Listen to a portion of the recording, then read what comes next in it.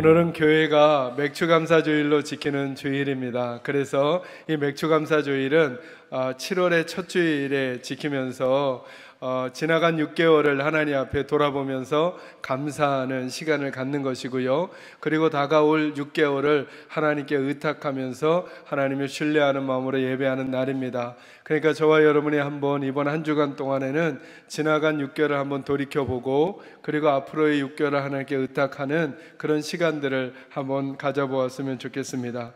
사실은 목회자들이 설교할 때 여러 부분 매번 설교할 때마다 쉬운 일은 아니지만요, 제일 힘든 조건 중에 하나가 감사와 관련된 설교를 하는 것이라고 생각합니다. 목회자 개인적으로 정말 내 삶에 요즘 감사가 있는가를 물어보았을 때 그러지 못한 상황이 벌어져 있거나 하면 감사에 대한 설교를 할 때 확신 가운데 설교하기가 쉽지 않을 거고요.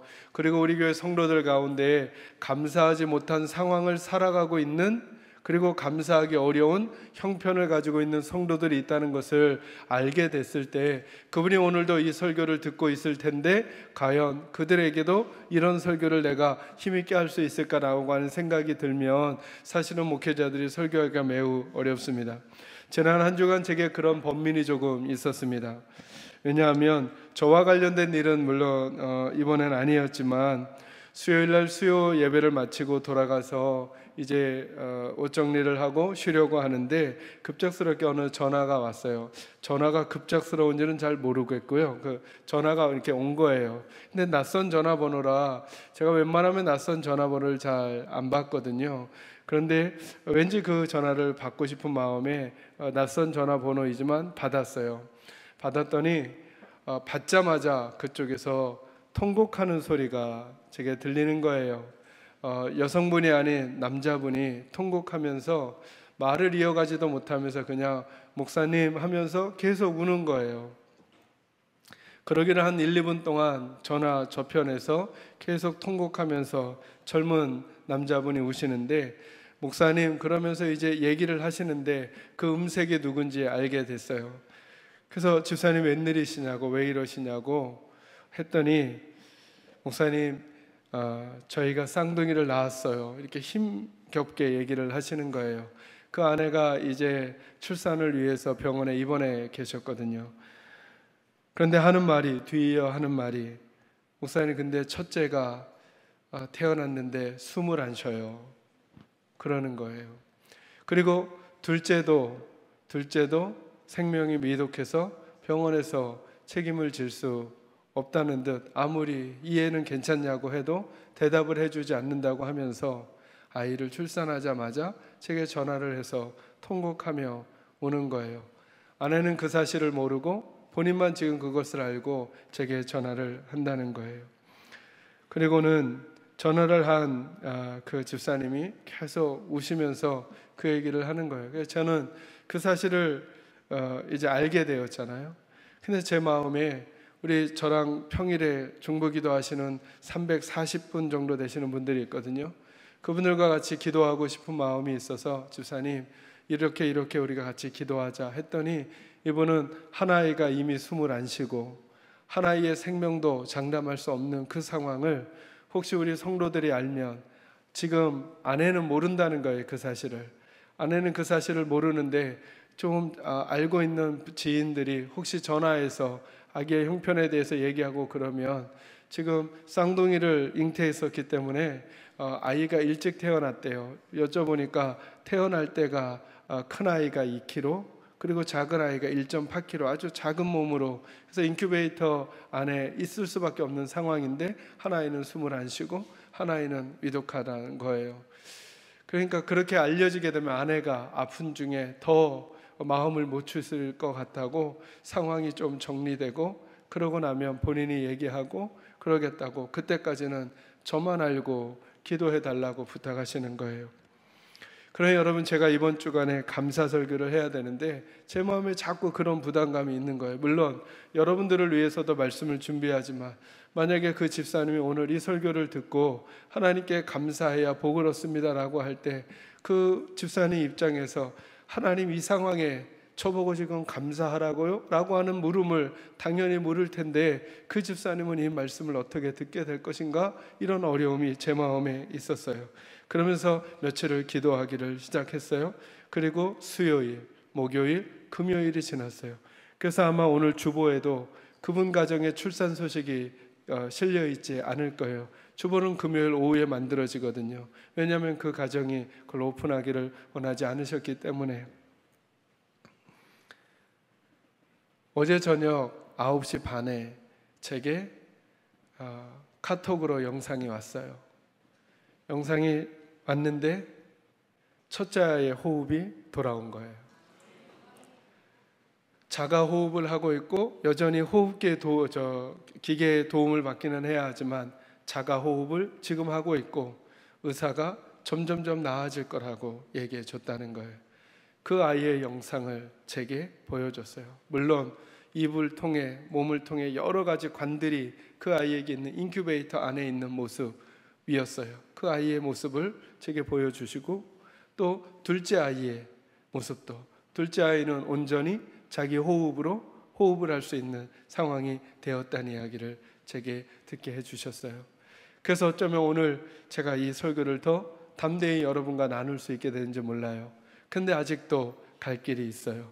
아이가 호흡이 없었기 때문에 그 아이의 뇌가 어찌 됐을지, 둘째 아이도 위독한 중에 나왔기 때문에 다시 뇌 검사와 여러 가지 검사를 진행해야 할 거예요. 근데 제가 그 문자를 카톡을 받고는 그 집사님께 말했어요. 집사님, 이 아이를 위해서 계속 기도하겠다. 그리고 분명히 생명의 주님께서 놀라운 일을 주실 거라고. 그랬더니 그 집사님이 제게 단문자를 주셨는데, 목사님이 미리 말씀하셨던 중보기도 팀에게 꼭 이 기도 제목을 가지고 기도 부탁해 주세요 라고 제게 부탁하고 허락해 주셨어요. 그래서 제가 어제 늦은 시간이지만 10시경 되어서 340분 정도 되시는 평일 중보기도 팀들에게 기도 제목을 다 나눠드리고 기도를 부탁드렸어요. 제가 오늘도 이 이야기를 먼저 하는 이유는 우리 성도님들에게도 이 내용이 기도 제목이 꼭 되셨으면 좋겠어요. 제 마음에 그런 소망이 있어요.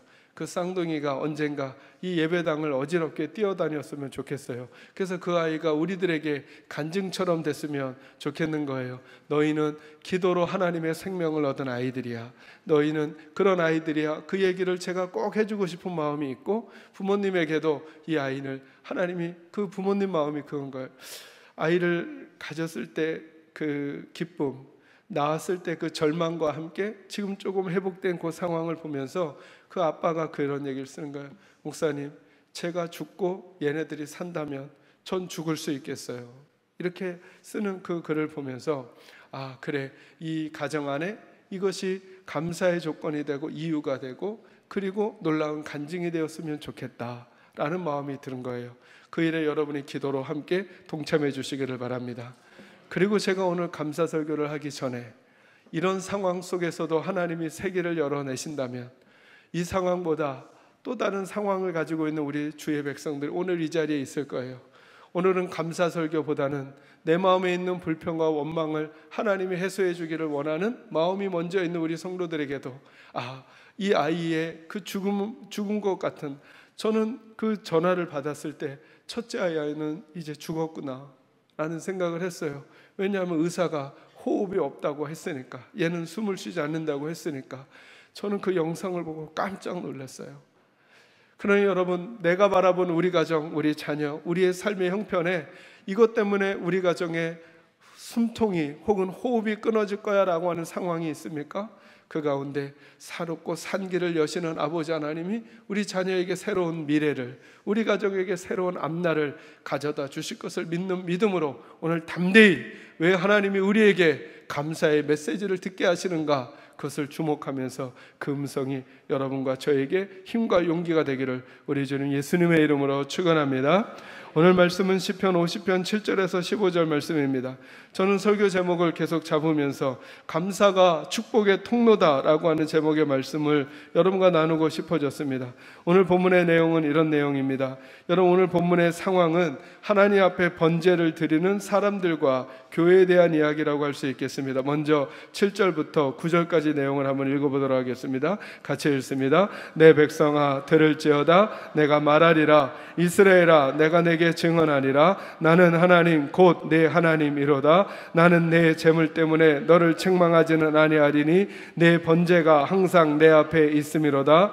내가 내 집에서 수소나 내 우리에서 순염소를 가져가지 아니하리니. 아멘. 여러분, 오늘 말씀을 듣는 상황의 사람들은 누구냐 하면 하나님의 사람들이에요. 여러분 7절에 보니까 이렇게 말하죠. 내 백성아 이렇게 말합니다. 우리말 표현에는 이 표현이 나와 있지 않는데요, 영어 성경으로 보면 어떻게 나와 있느냐 하면 오라고 하는 감탄사가 있어요. Oh my people 이렇게 나와요. 그러니까 이 표현은 어떤 표현이냐 하면 내 백성아 들어라 그냥 이렇게 말하는 게 아니라, 만약에 우리들의 표정과 감정으로 표현하자면 마음에 있는 사랑과 애정의 마음까지 다 끌어모아 내 백성아 꼭 들어보아라, 이런 하나님의 간절함이 담겨져 있는 표현입니다.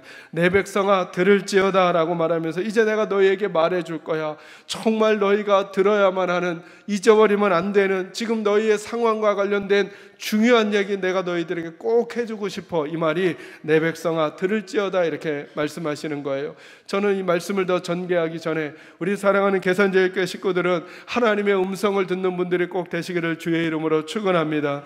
여러분, 성경을 읽으시거나 설교를 들으실 때 사람의 말로만 받지 마시기 바랍니다. 그 중에서 하나님의 음성을 꼭 들으셔야 합니다. 하나님께서 간절한 마음으로, 정성을 담으신 마음으로 우리에게, 우리 마음속에 담아주고 싶으신 말씀들을 해주시는 거예요. 성경을 통해, 설교 시간을 통해. 여러분에게 그 음성이 들려질 때, 말씀이 들려질 때 그 인생이 변하거든요.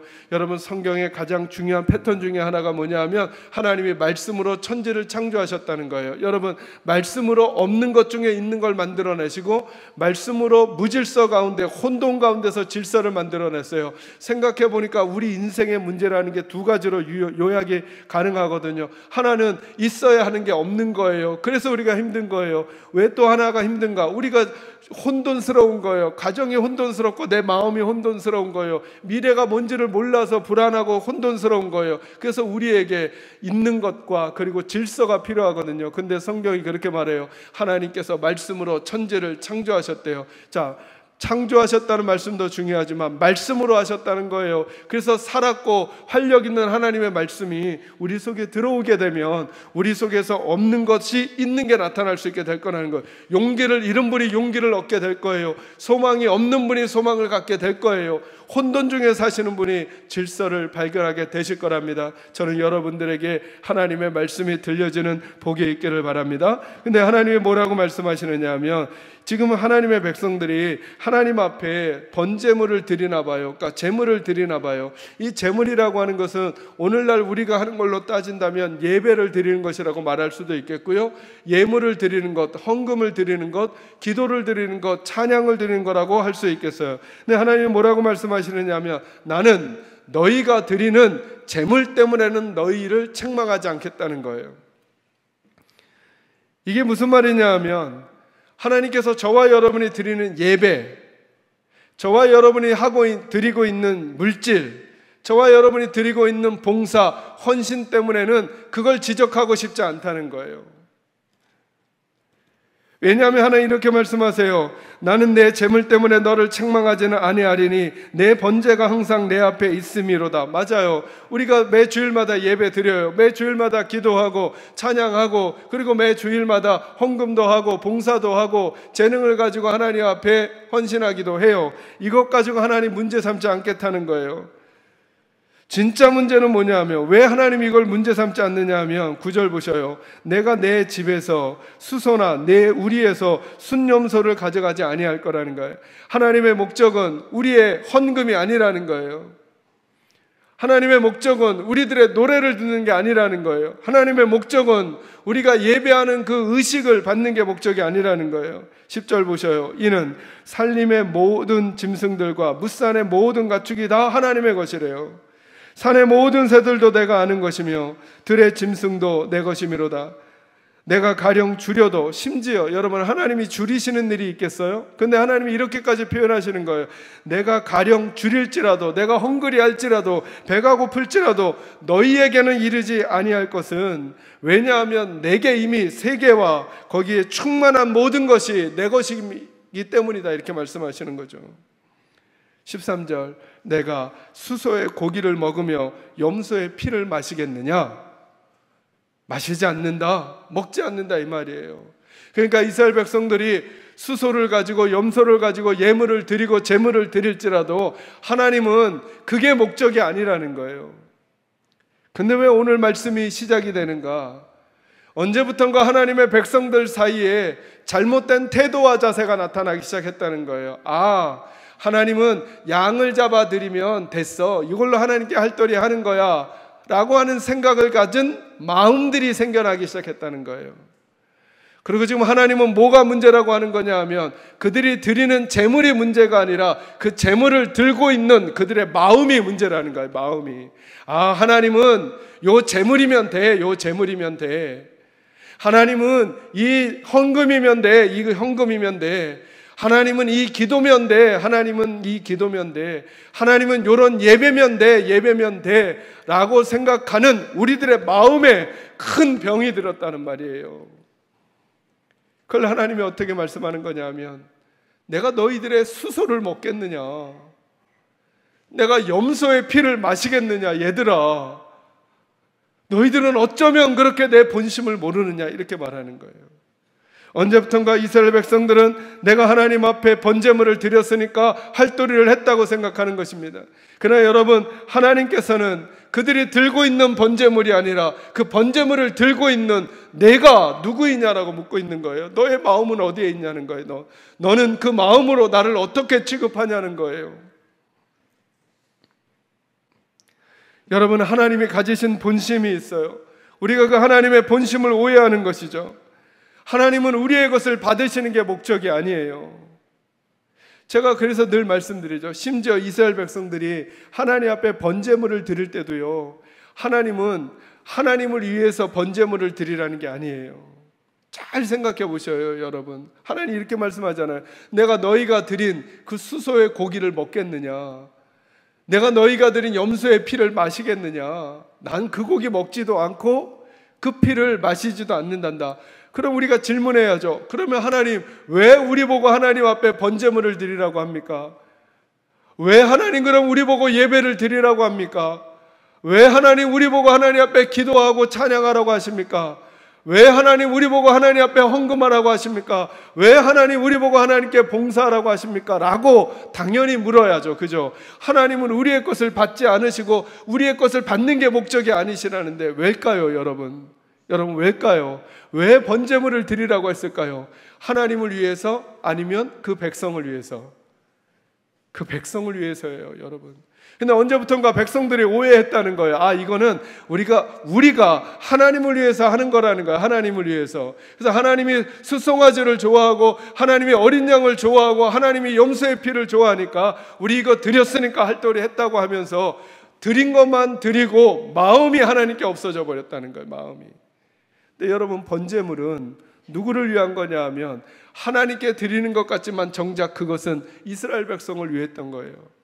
죄인들이 하나님 앞에 번제를 드림으로 하나님께서 그것을 도구화해서 그 번제를 드린 그들의 죄를 용서해 주는 거예요.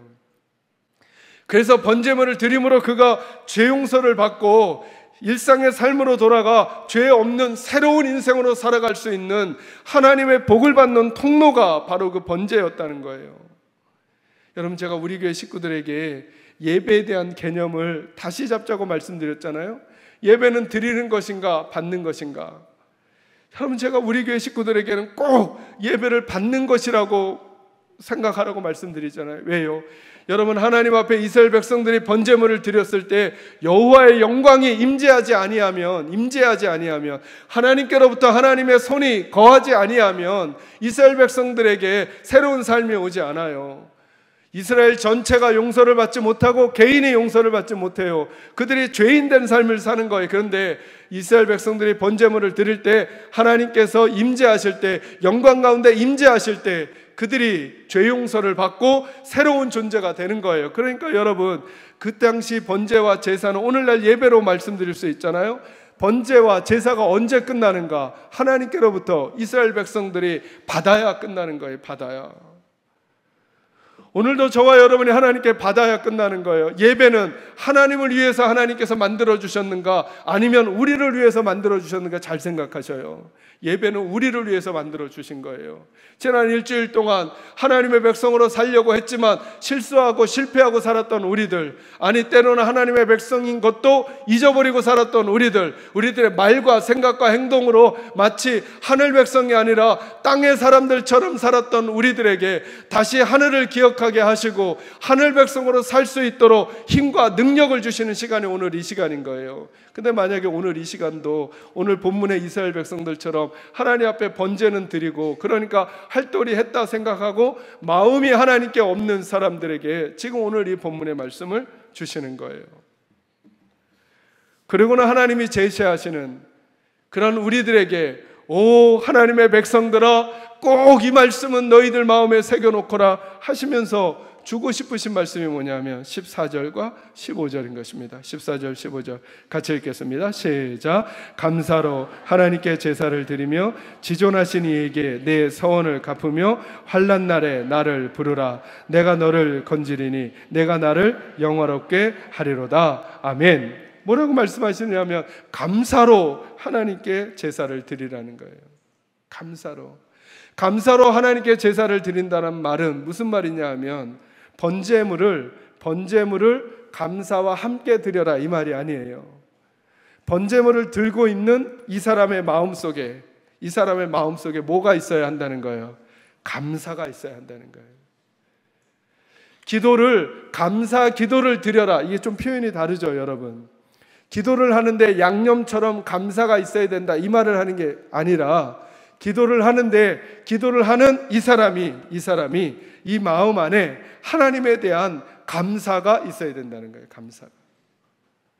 약간 그림이 다르죠, 그죠? 감사 찬양을 하라는 게 아니라 찬양을 하는 그 사람, 이 찬양을 하는 이 사람 안에 뭐가 있어야 된다고요? 감사가 있어야 된다고요. 그래서 여러분, 우리에게서 쉬운 게 뭐냐 하면, 우리 쪽에서 쉬운 건 뭐냐 하면 그냥 번제물 드리는 거예요. 그죠? 그냥 헌금 드리는 거예요, 여러분.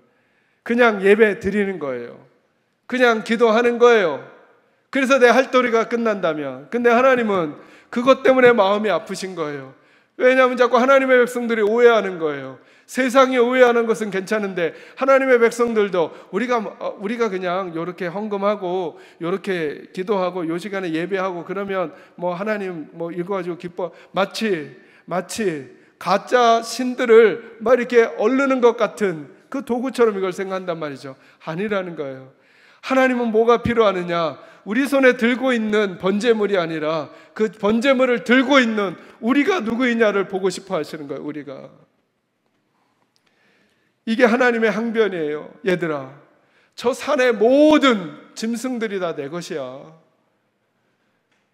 모든 가축이 다 내 것이야. 아니, 이 세상과 이 세상에 존재하는 모든 것이 내 것이란다. 근데 내가 너희 주머니에서 너희가 내게 주는 몇 푼의 돈을 내가 기뻐하고 그 몇 푼의 돈 때문에 내가 너희를 나에게로 부른 줄 아니?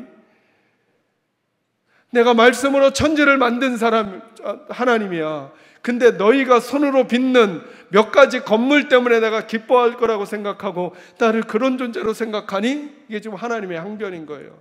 아니. 나는 그것을 하고 있는 너희들의 마음이 내게 있는지 보고 싶어. 내게 있는지 보고 싶어. 그것이 감사라는 거예요.